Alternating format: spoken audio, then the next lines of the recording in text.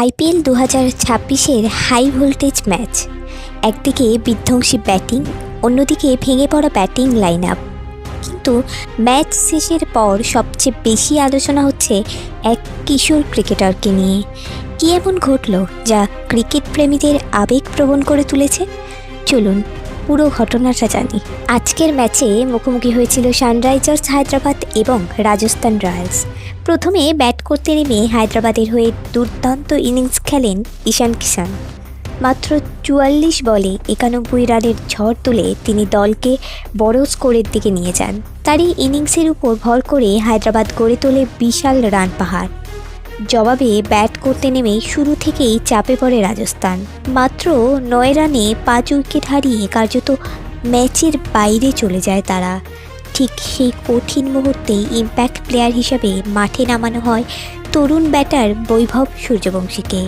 সবাই ভেবেছিল হয়তো এখান থেকেই তৈরি হবে একটা মিরাকেল, কিন্তু ভাগ্যের নির্মম পরিহাস।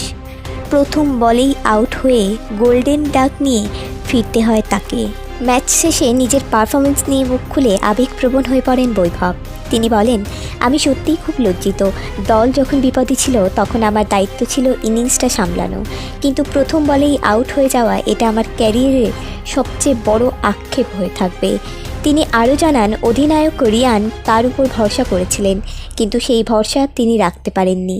ড্রেসিং রুমে ফেরার পর নিজেকে খুব একা মনে হচ্ছিল বলে জানান এই তরুণ ক্রিকেটার। তবে দলের সিনিয়রদের লড়াই থেকে শেখার কথাও তিনি বলেন। বিশেষ করে জাদেজা ও ফেরেরার লড়াকু মানসিকতা তাকে অনুপ্রাণিত করেছে। সবশেষে রাজস্থান ভক্তদের কাছে ক্ষমাও চেয়েছেন বৈভব। মাত্র 15 বছরের এই তরুণ ক্রিকেটারের এই লড়াই আপনাকে কি অনুপ্রাণিত করে, নাকি মনে করেন এত বড় ম্যাচে তাকে খেলানোটা ভুল সিদ্ধান্ত ছিল? আজকের হারের আসল কারণ কি ঈশান কিষানের ঝড়, নাকি রাজস্থানের ব্যাটিং ধস? আপনার মতামত কমেন্টে জানাতে ভুলবেন না। ভিডিওটি ভালো লাগলে লাইক ও শেয়ার করুন, আর আইপিএলের সব আপডেট পেতে আমাদের সাথে থাকুন।